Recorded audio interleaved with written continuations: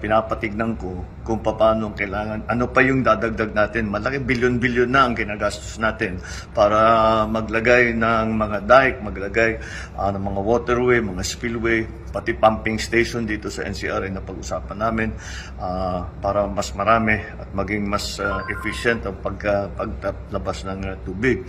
Bukod doon, paano natin, wag natin naman sana tinatapon yung tubig dahil kailangan na natin yung tubig na yan. So, gumagawa rin kami ng paraan para maipon ang tubig. Naghahanap ngayon kami ng mga lugar sa labas ng Maynila kung saan pwedeng maglagay ng mga malaking large impounding na areas para doon natin kukontrolin, hindi napapasok dito sa Maynila at meron pa tayong naipon na tubig para sa agrikultura, para sa iba't ibang gamit. So, yun ang aming ginagawa, patuloy pa rin.